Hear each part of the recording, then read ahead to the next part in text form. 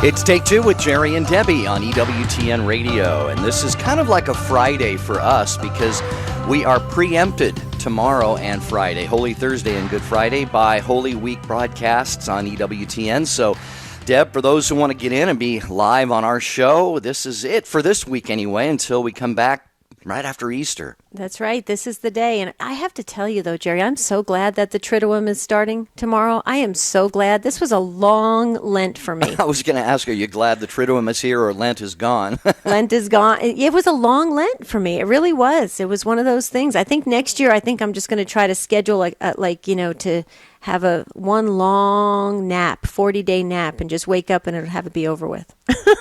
Rip Van Winkle style. Exactly. But I'm excited to be with our listeners today. This is exciting. You know what I love about this show, Jerry? I marvel at this every single time, and I know you do as well. The fact that our phone lines just light up so fast, and so many of our listeners have amazing wisdom to share and stories to tell and their journeys. And it really does. I sit in awe of our listeners every single time we do this show. Yeah, me too. And we want to hear from you today at 1-800-585-9396. Again, it's toll free. Matt Gabensky will field your call. And as Debbie likes to say, even if you have to be on hold for a few minutes, you'll hear everything that's going on, so you won't miss any of the show. 1-800-585-9396. And I think this was a topic that I came up with, Deb. Debbie and I each come up with topics and put them on the show calendar. But if I'm right about that, Deb, what I had in mind, folks, so we've named the show today, I'm Scandalized. And what we want are your takes. We're not going to do anything in a mean spirit, but we're going to have a conversation about how it's true, folks. It just simply happens that the actions or words of our fellow Catholics can scandalize us, can shake our faith. I guess it's especially true if it's a priest or a bishop that we hear about, who's done something that, you go, oh my goodness, and by the way, we want to say how much we love, our priests and bishops and our fellow lay people. And, Debbie, there's never any objective reason to leave the church, but a lot of people are. I think that their exit from the church is often, that's kind of the last straw for a lot of people, is when they go through something like that. Right. I agree. So I worked for the church for many, many years, and I cannot even begin to tell you how many times people would say, I really thought, they would say it like this, it used to crack me up. They would say, I really thought you people that worked for the church, you were supposed to be, held to a higher, level, and you were supposed to be perfect. And, and I would just laugh because, it's interesting how people forget that we're all of a fallen nature. It's just it's in all of our DNA.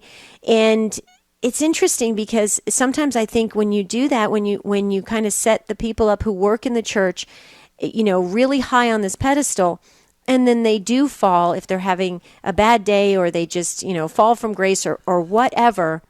And it really does, it really can impact a person's faith, if that's how you're going to set it up. I personally have never done that, Jerry. I will tell you, I went to Catholic school for 8-9 years. Went to Catholic school, had priests and nuns in my home all the time growing up because my uncle was a priest, my aunt was a nun. Our listeners have heard me say that many times.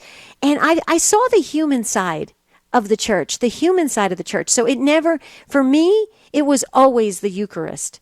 And I used to tell people all the time as a small child, if the church were to tamper with the Eucharist, then I would be shaken, but not because of a person or something that happened in the church. And so that's where my take is from. But I can understand, though, why people have kind of maybe set themselves up to have that, to where their faith is rocked. And I know you and I have talked about this many times, Jerry. Well, it's understandable, though. You mentioned that sometimes there is pressure put on people who are in a position of authority. I mean, a priest obviously is called to live a life, maybe not, we're all called to seek holiness, but, if you're a priest or a bishop or a lay leader in the church, you are, in a sense, you're a public figure. You're called to set the example. And when human nature creeps in there and, a priest, snaps at somebody in confession, or the director of religious education, runs off, with somebody else's wife or husband or something. I mean, these things can cause a lot of people to say, I've put my faith not only in the church but in these people, and so we do have to be careful about that. But yet, there is that witness we're called to give, and so. For those of you who are listening today, in case you haven't kind of picked up on where we're going, have you had an experience, or do you know someone who has, or maybe you've heard about something that caused you to go, well, wow, what does this mean for my faith? Or does this represent is this representative of the church? Right. This very shocking or scandalous situation. Again, we're not going to get detailed, and it's not call in and bash someone who sort of shook your faith or something. Debbie, we want to have an objective conversation. I think where we want to end up is at the end that we all come to a place of understanding, like Peter said to Jesus, in the teaching of the Eucharist, which scandalized a lot of people. Lord, to whom shall we go? Right, exactly. That's what I was hoping that this show, because you did come up with this topic, Jerry, and I thought it was a great theme for the show.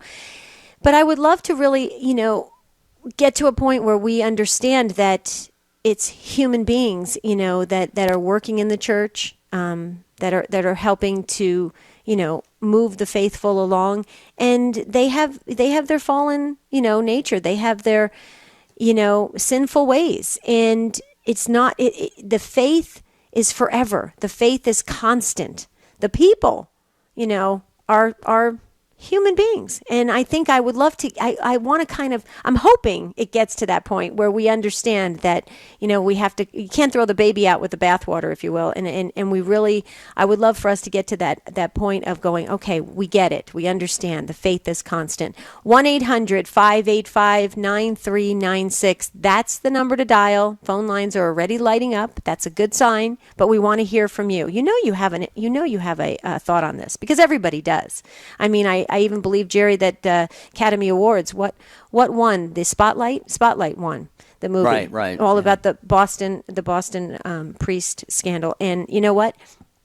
Here's the thing. We all have something to say about it. So let's talk about it and see if we can understand in a greater way and come out of this discussion with a new understanding, a brighter outlook, and a refreshed feeling about this situation. 1-800-585-9396. Well, I want to share one of my own experiences. This might help those of you who are listening kind of understand where we're going with this conversation today. And I was young. I think I may have told this on the air before, Debbie, but I was going through First Communion classes. So, I was probably in first grade, second grade, something like that. And I remember the priest was, he was just kind of gruff in general. That was just his personality. And when you're a kid, you don't start making character judgments like, gee, this priest is really, kind of crusty and stuff like that. You just kind of go, you do what you're told. And when it came time for our class to receive First Communion, I was not allowed to receive First Communion because my mother was divorced. Now, I don't know. I'm not aware of any church guidelines. In fact, I'd be shocked if there is one that says the child of a divorced parent can't receive Holy Communion. But as I look back now, that was, I'm sure as a kid, again, I didn't do a whole lot of mental processing on that, but it scandalized me. It shook my faith. It certainly scandalized my mother. We stopped going to church for several years because of it. My mother got so upset. So again, I'm not judging that priest, but I'm just saying, dear friends, as you're listening right now, what is your take on this? I mean, every one of us is called to a life of holiness, to be a witness, a beacon of light to the world. Jesus says they will know you're Christians by your love, but we blow it all the time. I mean, I'm, exhibit A. I sometimes feel so convicted about my bad Christian witness. But have you had your faith shaken? Has it been literally scanned? Maybe you left the church because of it, and you're still gone, or you came back. So, Debbie, a lot of directions we can go with this. Right. Well, Jerry, real quickly, you said that your mom was so hurt by what this priest did to you, and then it was that ultimately what caused your mom not to go to church, and then what made your family come back? It was a slow process. We had an uncle who was a priest. I know he was praying a lot for us. And, my mother never lost her faith, but, I just think that, over time, the wound kind of, healed. And, I think my mother was a, very, very good woman. And she was a woman of faith. And I'm sure finally she probably just realized, hey, you know what, I got to get my kids back into church. So anyway, yeah, so it took probably a few years, but, thanks be to God, we all started to come back. Wow, I'm sorry that happened to you. That must have been like a shocker, though, because your whole class was receiving. Well, yeah, and the biggest hurt for me, I'm sure, was the father wound. I've talked about that on the show. My parents were divorced, father abandoned us, and here was, the first of what actually has turned out to be many, shocking and scandalous things by spiritual fathers in my life. I'm not going to go into detail on that, but anyway, we're going to get to a break, and then looks like we got lots of calls, lots of takes to get to. We are. We're talking about, the title of the show is Scandalized, talking about how somebody in the church or the church itself hurt you and possibly shook your faith a bit. But we want to talk about it. Lines are filling up. We're going to take a quick break. Stay with us on Take Two with Jerry and Debbie. We'll be right back.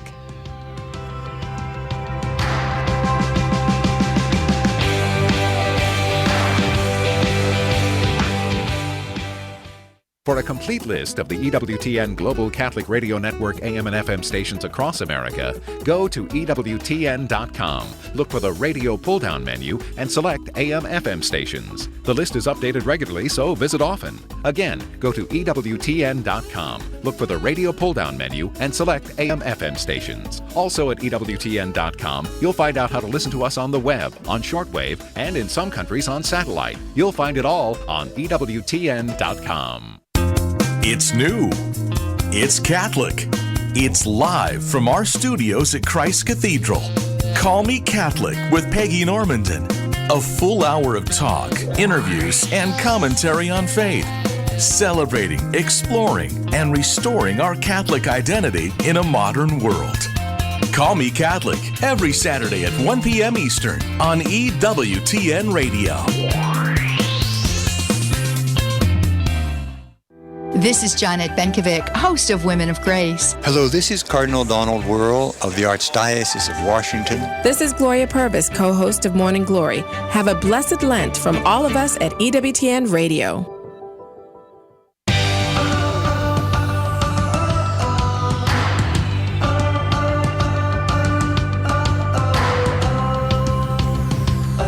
We are so glad you joined us on Take Two with Jerry and Debbie. We're talking about possibly being scandalized by someone in the church itself, and it kind of maybe shook your faith. Maybe you left the church. Maybe you just realized that it's human nature and you had to overlook it because the church is true, the church is constant, the people in it are sinful. That's why we're all sinners in need of a Savior, and thank goodness he came to save us. Okay, we're going to move right along to Teresa, driving through Massachusetts, listening to EWTN Radio on the Station of the Cross. Boy, Teresa, that's a lot to do. Welcome to Take Two. Thank you. Hi. Hi. This is my first time calling, but a little different twist on it. It's on the subject. But I'm a nurse, and I worked in Catholic hospitals for many years. And I worked, in many areas, but ended up in psychiatry. And I always enjoyed working at Catholic hospitals because it didn't give me any conflict with having to deal with abortion or birth control or any of it.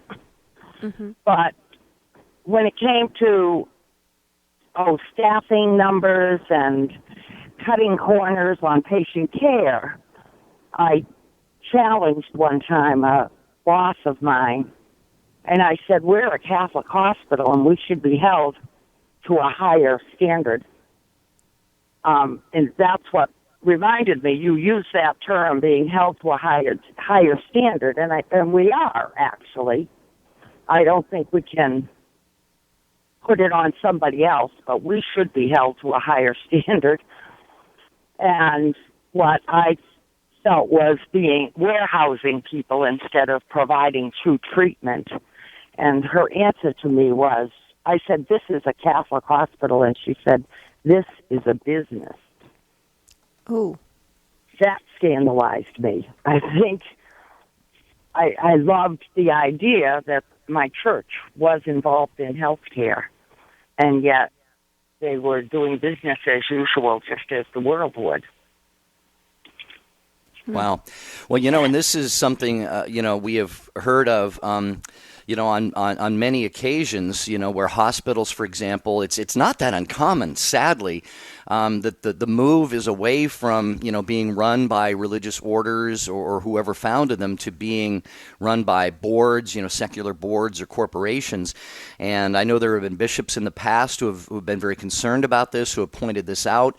Particularly, Debbie, as you know, maybe from examples around the country, that a so-called Catholic hospital might be providing abortion or contraceptives or something, and bishops have even had to step in on occasion, and so this is this could be scandal on many levels. First of all, just a Catholic hospital doing that, but then some people say, well, why isn't the bishop doing more? Why didn't he do this? So it can really be a source of consternation for people. Mm-hmm, mm-hmm. Well, and Teresa, what Jerry was saying, I just wanted to follow up, and Jerry was referring to, actually, I believe it has to do in my diocese. Our bishop stepped in with one of the Catholic hospitals at the time that was very well-known, very established, had a long history in my diocese in Phoenix, and the bishop had to step in and really remove the Catholic stamp, if you will, from the bishop's office, in the sense that because what they were doing there was not in line with what we believe in the Catholic Church. And I will tell you that my bishop took a lot of heat for that, a lot. He was very, very stressed out and very saddened by the fact that so many people were more concerned about the actual building itself, the business building itself, than what it stood for as a Catholic entity. And I will thank Catholic Radio because we were able to give him a live mic to go out to all the people in Phoenix and to share exactly what you were saying, Teresa, exactly. That as a Catholic hospital, as a Catholic institution, we are held to a higher standard. People inside of that building may not, may do some, bad things or make some bad judgments or have some sinful ways, but the institution itself needs to be held to a higher standard as a Catholic entity. And he fought for that. And I will tell you that as people, I think it's all with education, because sometimes I think people want to mix the two. Oh, we'll put the Catholic name on something, but we're still going to run it as a business. We still need to make money. So it's this kind of rationalization that goes on, and that's the human nature of greed and egos and pride and everything that enters in. And I do believe that's the thing. We do have to hold the Catholic faith and the Catholic name to a higher level, but we have to understand that there's human, sinful people inside of it.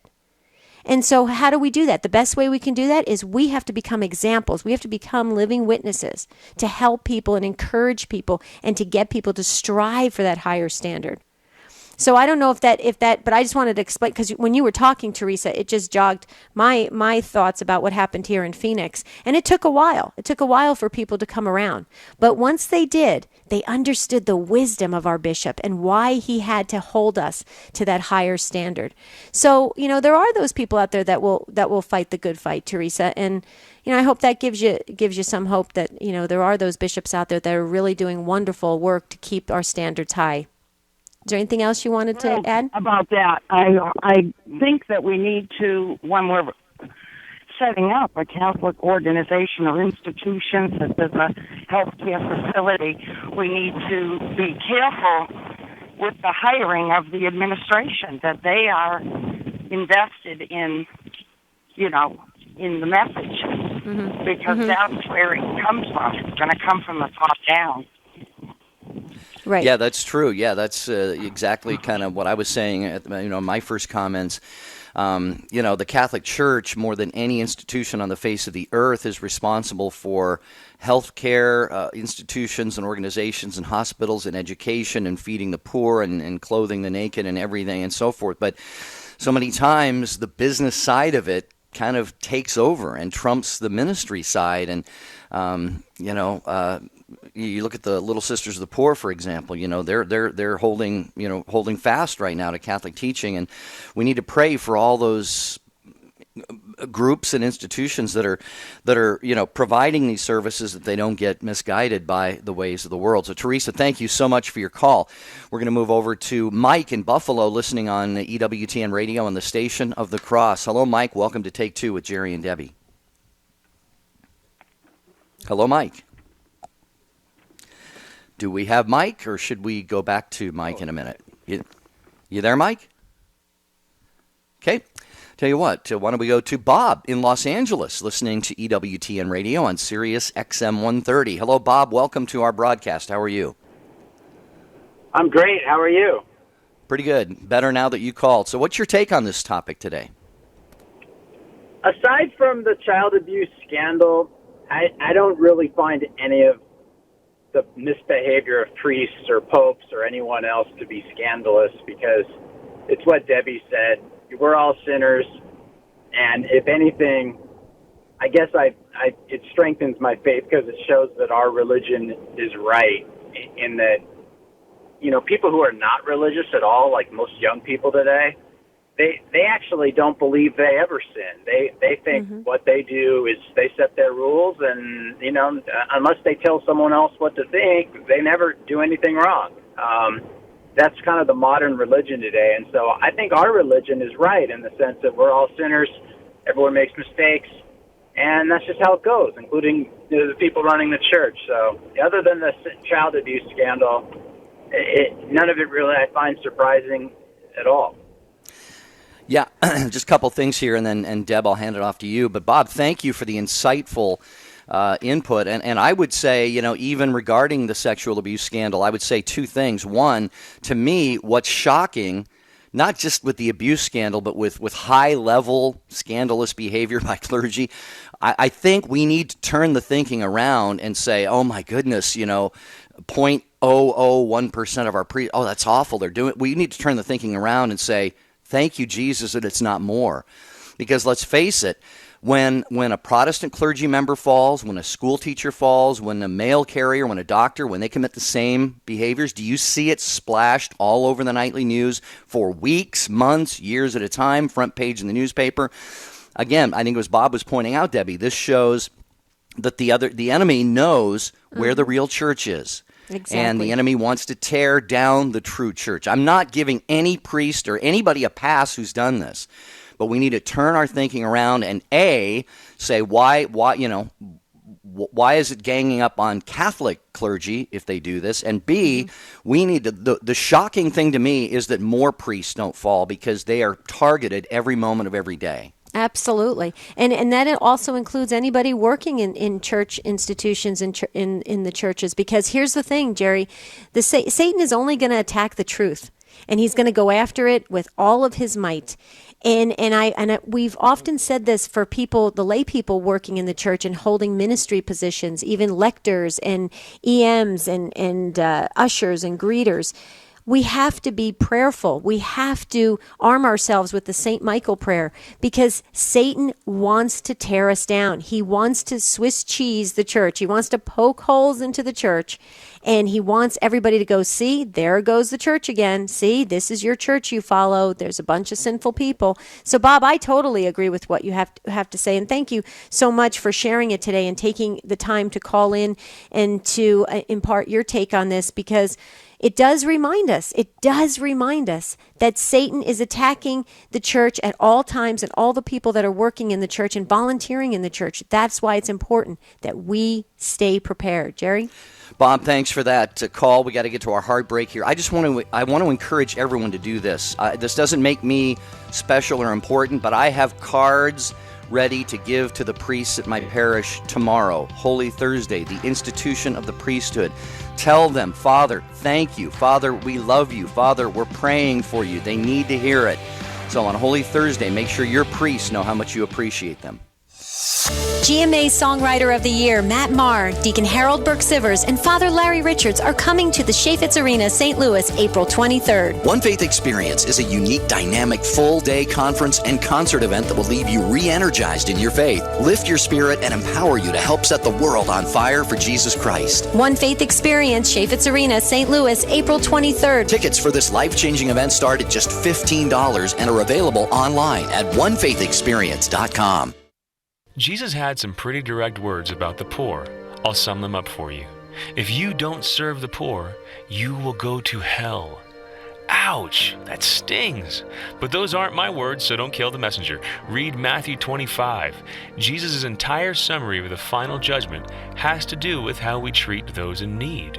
A heart that's unmoved by hunger, nakedness, homelessness, and thirst can't enter the kingdom. Thankfully, it's not too hard to do something about it. Go online and give regularly to your favorite charity that serves the poor. The internet has brought them to your doorstep.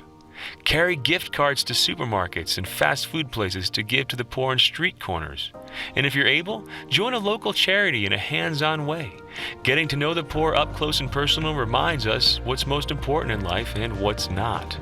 We need the poor more than they need us. This is Chris Stefanik from RealLifeCatholic.com on EWTN Radio.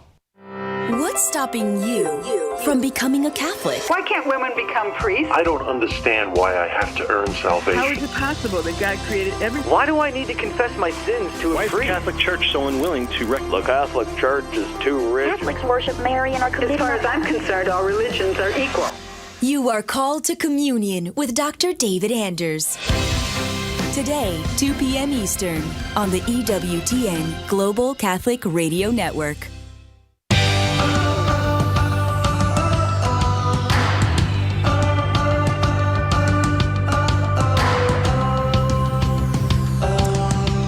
Thanks for staying with us on Take Two with Jerry and Debbie on the EWTN Global Catholic Radio Network. We're so happy you're with us today. So happy because we're talking about, were you scandalized by somebody in the church, by the church itself, and has it rocked your faith? And I during the break, Jerry, I just have to say before we go to Mike in Buffalo, I just wanted to say, Jerry, I'm chuckling because I think back to my grade school, my Catholic grade school. We had so many nuns that, they were scary at times. Some were scary at times. They had some health issues and they could be really difficult to be taught by, and then I think about my time at, working in the church. I had a bunch of staff members sometimes that were kind of difficult to work with as well. And it's funny, I feel blessed that it didn't rock my faith. In fact, it made me cling stronger to Jesus. I can remember going to the Adoration Chapel so many times, praying for staff members, saying, "Dear Lord, please open their eyes. They're missing it." I'm going to get teary-eyed because I would say they're working in the church. They are so blessed to be around you, dear Lord, and yet they're missing it. They're falling into jealousy and envy and pride, and so it actually made me cling closer to the church. So it's interesting. This topic is really helping me. Okay, Mike in Buffalo, we've got you back. We're so glad. Welcome back to Take Two. Hi, Mike, listening on the Station of the Cross. That's you. Yes, Debbie and Jerry, I'm real happy to talk to you. Anyhow, my case is not one of being scandalized, but you might say one of neutralizing scandal. A couple years ago, our son was looking for a pickup truck, and I went to this little used car dealer, and I talked to the guy who was in there, and he had a picture of the Sacred Heart of Jesus in his office. And I said, "Oh, so you're Catholic?" And he said, "Well, yeah, but I don't go to church." I said, "Well, you ought to." And he said he hadn't gone in about 20 years. And so I was just talking to him about the faith, and this was right after, the week after Easter, just before Divine Mercy Sunday. And I told him about Divine Mercy and all, St. Faustina and all the rest, you might say. And so I went to this church in Buffalo that had a lot of literature on it, because I usually have some with me, but I didn't at that time. So I took it back to him, and I just gave it to him. And about a year and a half later, I went back because another friend was looking for a car, And he said, "Oh, I'm glad you came back, because you know what? I've gone to church every day. I've even done reading at the morning masses." You'd have to say, wow. Wow. So you might say the little things that we do, we can really be, you might say, the hands of Jesus in different ways to bring people back. Mm-hmm. Mm-hmm. Well, because Mike, you went the extra effort. You invested in his spiritual growth, and look what happened. See, that's what the little things, like Mother Teresa says, we do small things with great love. You did that. You took the time and you prayerfully opened that back up to him. And look, I think that's beautiful. I sit in awe of our listeners, and Mike, you're one of them. Yeah, I just want to, Mike, you make, I think, probably one of the best points on this show today of anybody, and that is we have to be ready. If somebody has had their faith scandalized by a member of the faithful, by a member of the church, it's very possible that God could put them in our path, and we could be the one who undoes that or sort of brings healing. We could be the vessel of God bringing healing and restoration and a return to the church on the part of that person. And I'm reminded, Debbie, of our show coming up on April 5th. We've titled it, "But for the Grace of God Go I." Sometimes we lose sight of the fact that faith is a gift, not just the initial reception of faith, but just the grace to continue to practice that faith, to not fall away, to remain strong, even when things around us, could give us maybe even legitimate reasons to want to bolt, Faith Right. is a gift, and it's God's grace that keeps us within the walls of the church. Absolutely. And Mike, one last thing I just wanted to say, and thank you so much for calling in. Thank you for being open and ready and willing and so comfortable in your faith to talk about it with others. I think that's beautiful. And the more we do that, I think there's a lot of Catholics that don't want to talk about their faith because they feel like they may say something wrong or misrepresent the church. I mean, talk from your heart, talk from what you know. And you did that, Mike. I think that's beautiful. Thank you, Mike. You really blessed my day today. Every day I do that, and it's really, I think it's a real calling. But you have to say, I'm willing to do it. That's right. Mike, have a blessed day, and I agree with that. And you've got to not only say, I'm willing to do it, but God, bring me the people. Lord, I'm willing. Lord, where are they? Let them cross my path. What the Old Testament phrase, here I am, Lord, send me. So, Mike, thanks for being with us there in Buffalo on the Station of the Cross. 1-800-585-9396. I'm scandalized. Has your faith been shaken? Have you left the church for some reason, the actions or words of a fellow Catholic or even a clergy member, and maybe come back? Or perhaps you are still away from the church because you feel that you were hurt in some way. We would love to hear from you today at 1-800-585-9396. And the other thing too, Jerry, I just want to bring up real quickly. I get a lot of people I've heard over the years that have had one bad confession experience, and then that's it for them. And so many times we've had guests on the show, priests, and I've talked to priests, and I'll always say, Father, what happens? What happens when somebody has a bad confession experience with a priest? And almost always, very quickly, the priest will say, go to another priest, go to another confession. And that's exactly right. Because it might just have been a bad timing, bad set of circumstances, that perfect storm. And you don't want to look for an excuse. You don't want to look for an excuse to leave the church. And believe me, there's a lot of excuses. You can use just human nature. You can use a lot of excuses. So this is important too. I wanted just to make sure we address that. Okay, Monica, listening to EWTN Radio in Washington. Hi, Monica. Welcome to Take Two with Jerry and Debbie. Hi. Hi. Yeah, this is Monica. Hi, Monica. Hi. Yes, I've been listening to where you guys are talking about, and I have, heard a lot of comments from people, or even people that is not member from the church that scandalizes about the Catholic faith. And just a few weeks ago, I was talking to someone that I know that from the Catholic Church, and was telling me so many a bad experience she had with in the church with different members of the church, and saying that they were sinning and they were not doing the right thing, but they were, showing like they weren't doing anything wrong, but they were, at the church. And at the time I got really confused, and I thought, well, I don't know what to say at the time, I think that we are not perfect, and sometimes if it happens to me when I'm at church, and if I see someone that I know and is not doing right, outside of the church, then I think about me and I say, well, I have no right to say, to judge that person, because I'm not perfect either. I'm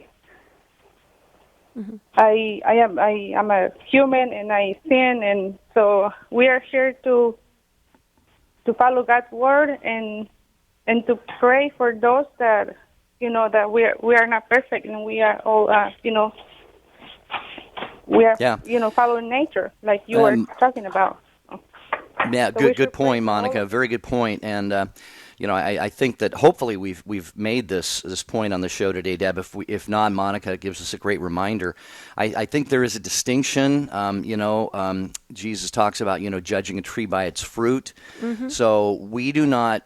We are absolutely called to judge behaviors, not hearts. We don't.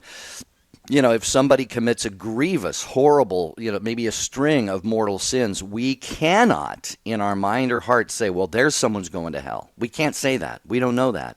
Mm-hmm. But we can look at the actions and say, those actions, those behaviors are grievous. They're abominations against God if they rise to that level. So there's a very fine line here. I think we can make that distinction. Right. And to Monica's point, one other thing too is, when we're volunteering in the church, when we're working in the church with our lay people and the clergy, it is important for us to lift each other up. It's important for us to help each other rise to the best version of ourselves and to be the best we can be. And if we do that as a body of believers, if we do that as the body of Christ, it will elevate each other to the best we can be. Are we going to still be sinful? Absolutely. But we can walk to that holiness much better if we lock arms together and help each other. That's what's so beautiful about the church. But it's separate from the faith, the doctrine of the faith. The doctrine is constant and true, and it was left here by Jesus Christ himself. That's a non-negotiable. That's a fact. The sinful people that may or may not be in and around the church, that's just human nature. We have to work with that and to help people become holy. That's what we're called here to do. And I think, Monica, you touched upon that beautifully. It's important that we remind people that if they're going to think that they're going to open the doors of a Catholic church and it is going to be heaven, they are way off base, because that's just not true, because it's human nature that you're going to, you may get the person greeting at the door and they may greet you with not a nice look on their face. Boy, that's going to be a complete turnoff as soon as you walk through the doors. So you don't want, you've got to be expected to meet human nature. And I think that's what we're tackling here in this subject today. And I think we're all coming to a better understanding of it. Thanks, Monica. We appreciate the call. Have a blessed day, Monica, and a beautiful Triduum and a holy Easter in anticipation of that great feast. It's Take Two with Jerry and Debbie. Next up would be Mike in South Dakota, listening to EWTN Radio on the Lamb. Hello, Mike. Welcome to Take Two with Jerry and Debbie. Yes. Hey, Mike. How are you doing? Pretty well, thank you. I appreciate having the time again. I called in yesterday also, but this is a topic. Very shortly, I think the laity went to sleep many years ago, and that's led to a lot of problems, whether it be with priests or hospitals or anything having to do with the church.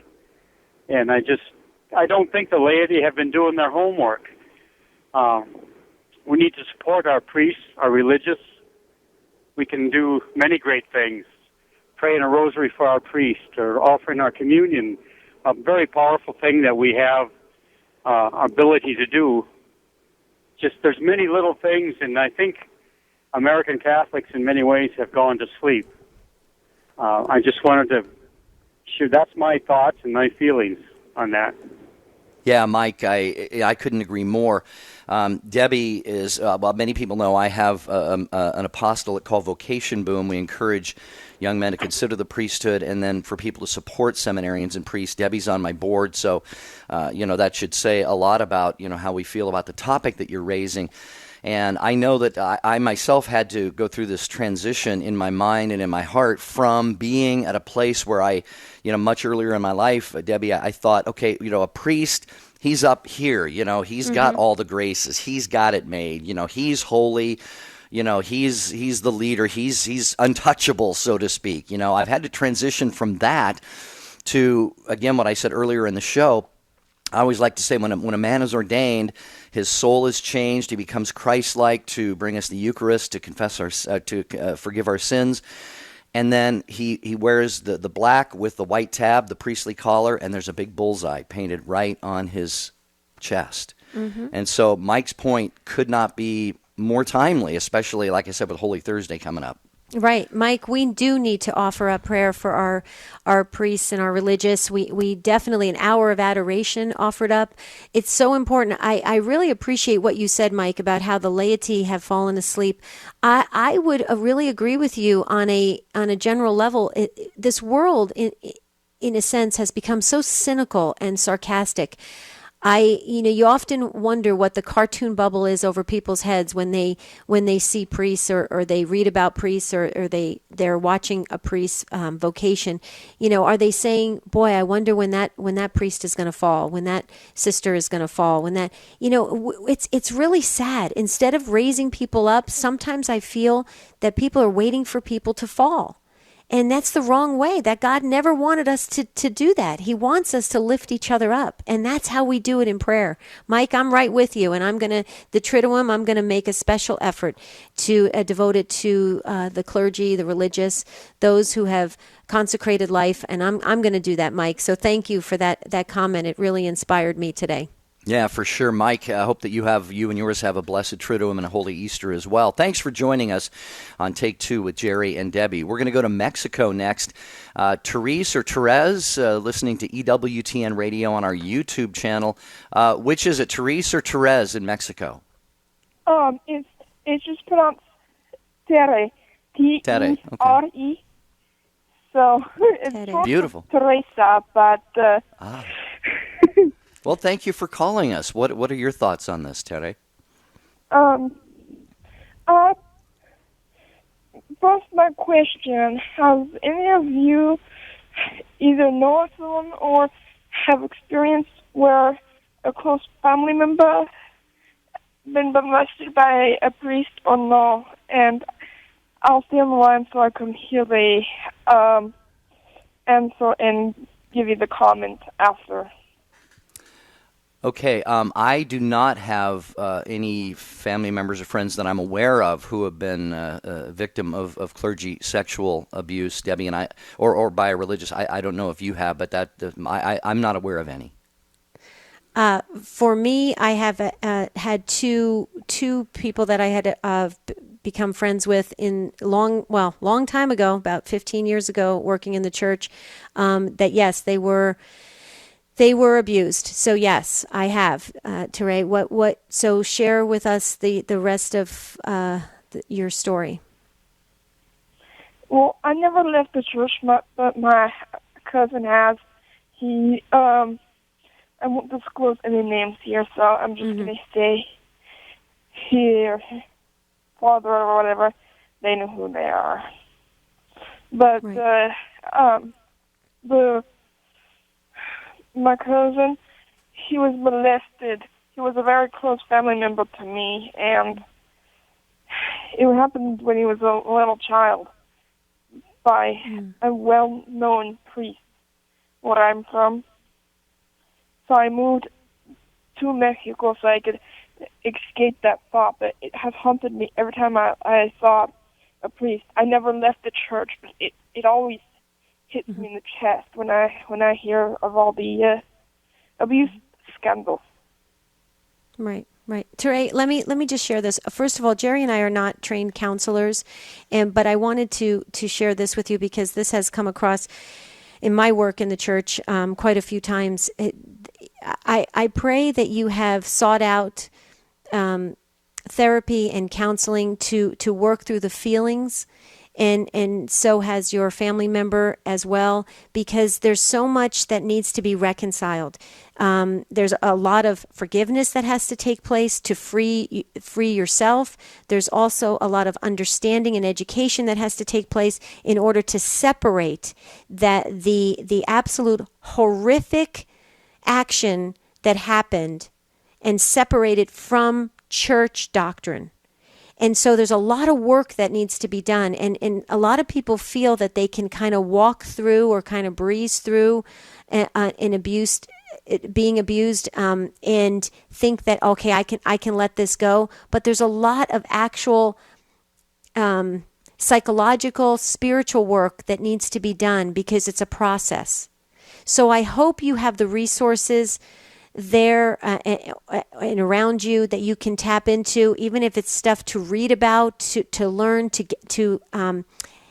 get that process moving, because it sounds like it's still very, very painful and raw inside of you, and so I would pray that you're moving forward to a full healing of the thoughts and feelings of what happened, Teray. So I don't know if that helps, but I'm trying to be delicate about it.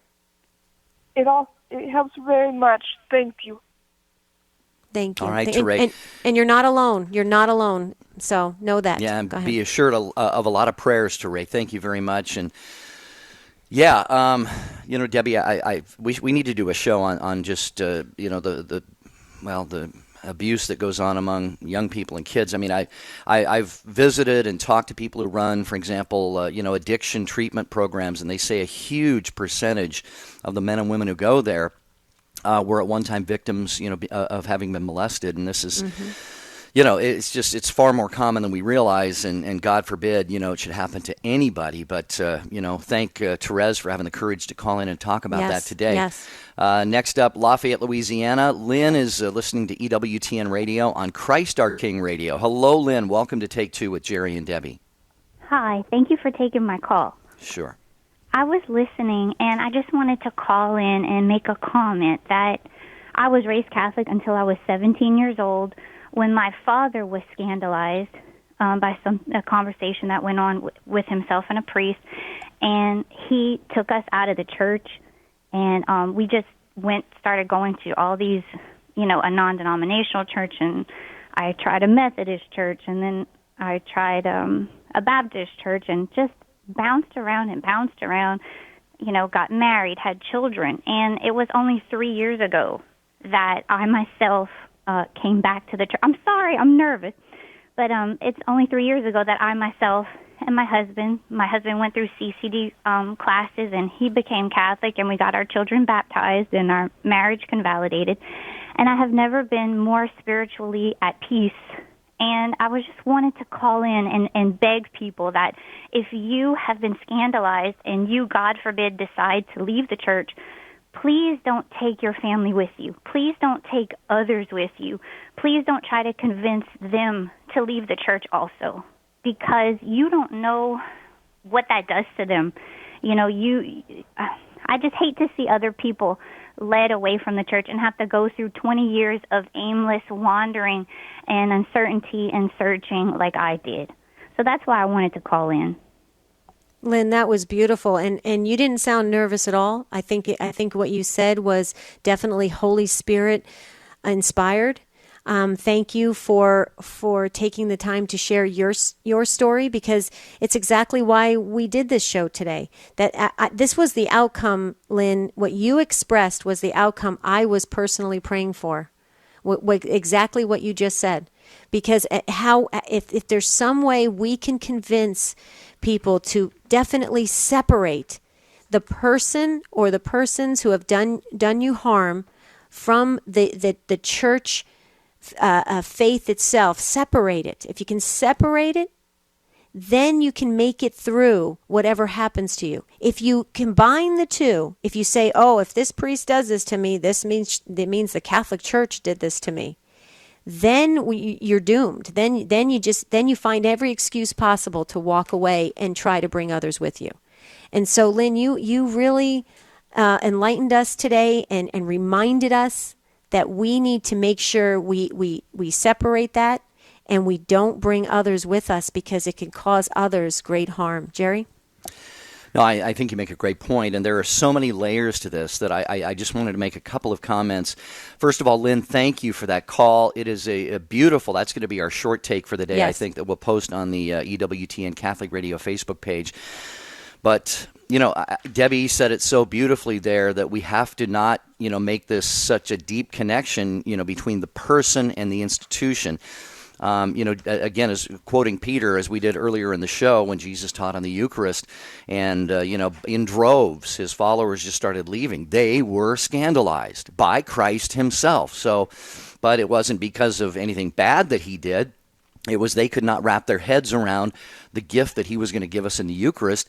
And Peter says, Lord, to whom shall we go? I've heard, Scott Hahn once said, that he heard in Peter's tone kind of like, well, Lord, to whom shall we go? If you could suggest any alternative messiahs, we might be open to one,